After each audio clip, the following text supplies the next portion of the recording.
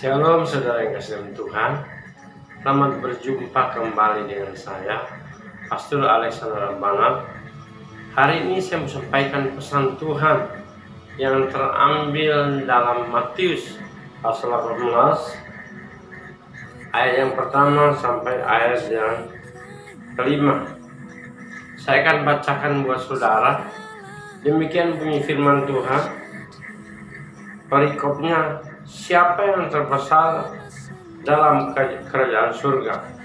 Ayat 1. Pada waktu itu datanglah murid-murid itu kepada Yesus dan bertanya, siapakah yang terbesar dalam kerajaan surga? Maka Yesus memanggil seorang anak kecil dan menempatkannya di tengah-tengah mereka, lalu berkata, Aku berkata kepadamu, sesungguhnya jika kamu tidak bertobat dan menjadi seperti anak kecil ini, kamu tidak akan masuk dalam kerajaan surga. Sedangkan barang siapa merendahkan diri dan menjadi seperti anak kecil ini, dialah yang terbesar dalam kerajaan surga. Ayat terakhir, dan barang siapa menyambut seorang anak kecil ini, dalam namaku ia menyambut aku. Saudara yang kasih dalam Tuhan, firman Tuhan jelas, dan hari ini kita mau belajar tentang perkataan Yesus, siapa yang terbesar dalam kerajaan surga. Nah, kita akan bahas firman Tuhan ini dalam Matius 18 ayat 1 sampai 5 tentang anak kecil.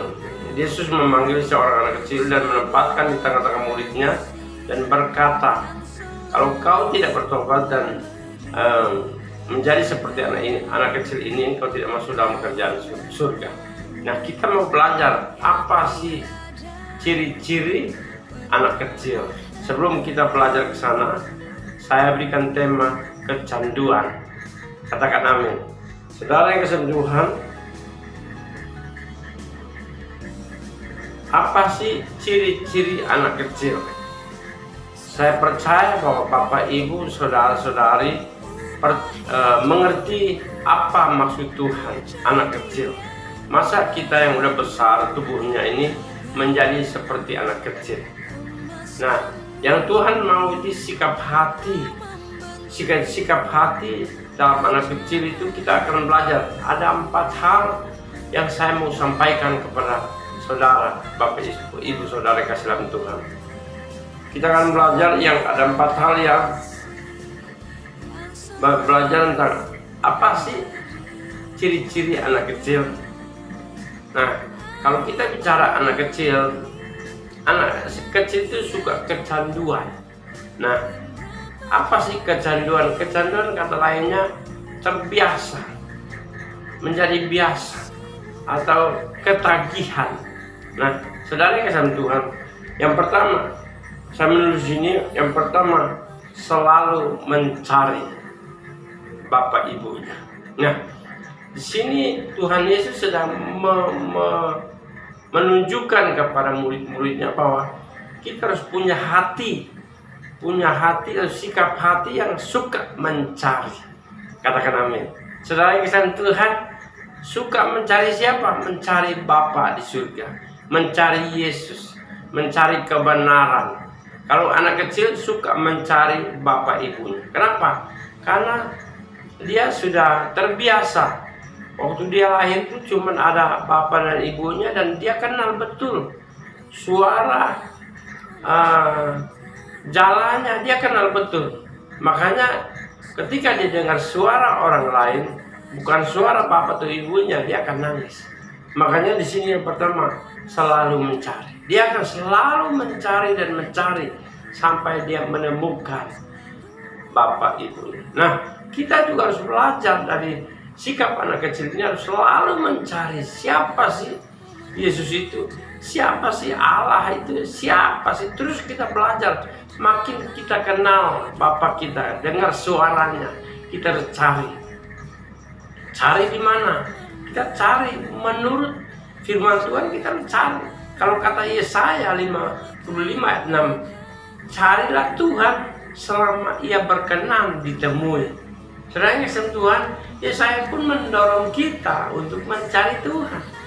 Nah, saudara yang Tuhan berarti adalah Bapa secara jasmani dan Bapa secara rohani. Artinya dia bertanggung jawab penuh atas kehidupan kita, baik siang maupun malam. Setiap waktu, setiap detik menit dia bertanggung jawab penuh. Makanya dia mengajari kita seperti anak kecil.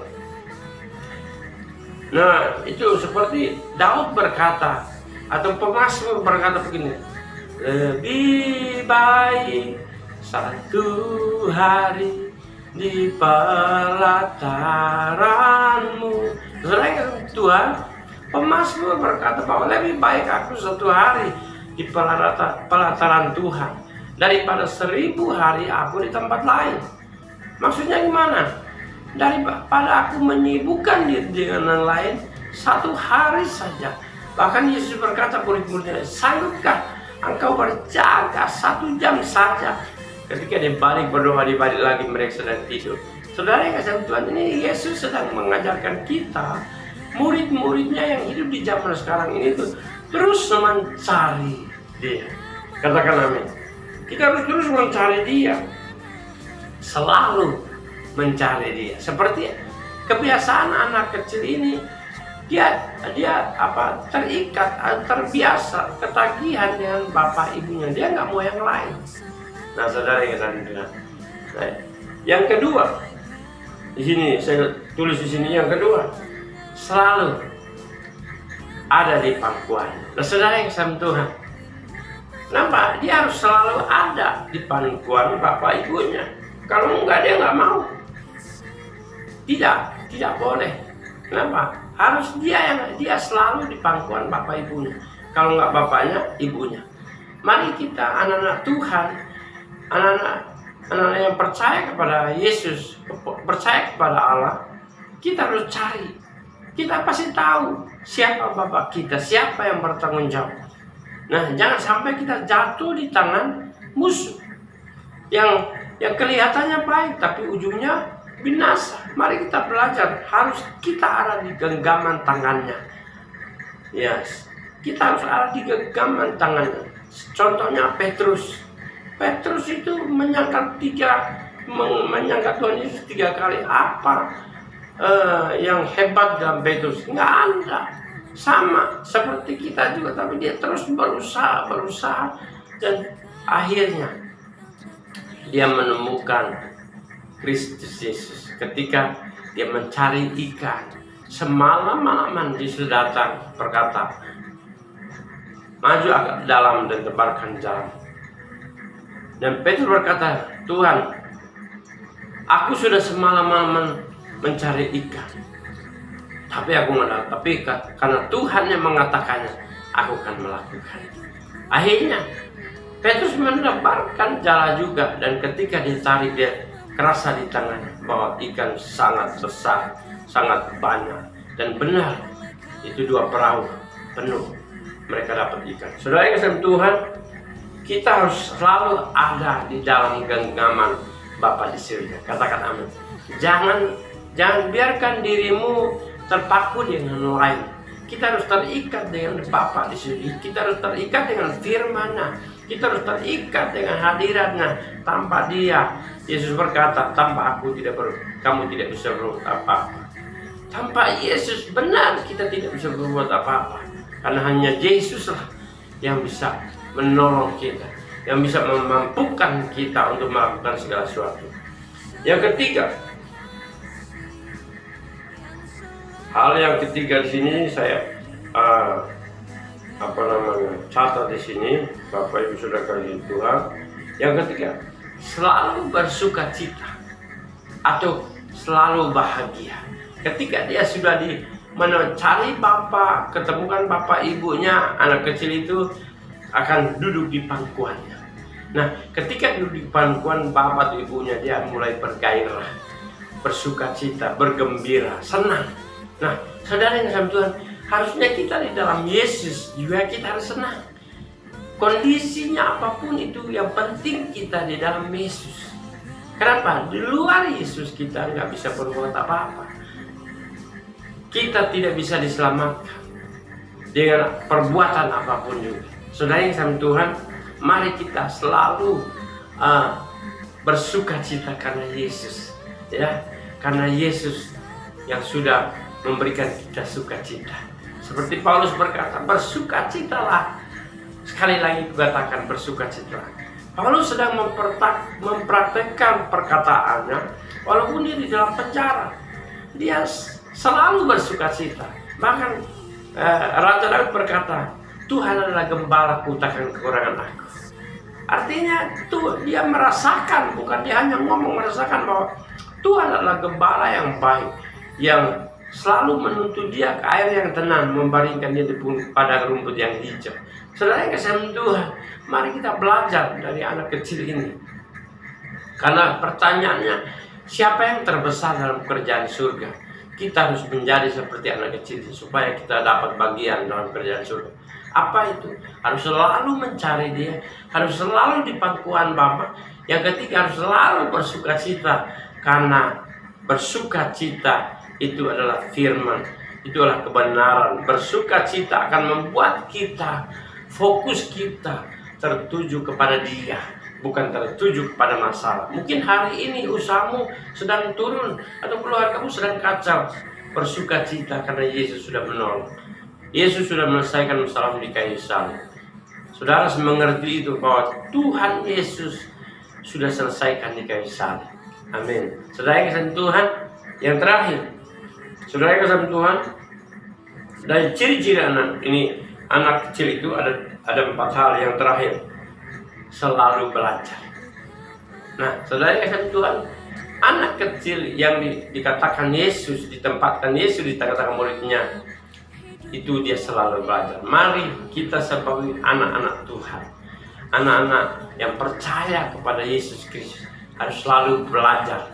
Setiap saat, setiap detik, setiap lewatin masalah atau tidak, kita selalu belajar untuk lebih baik, untuk lebih baik, untuk lebih maksimal di dalam Kristus.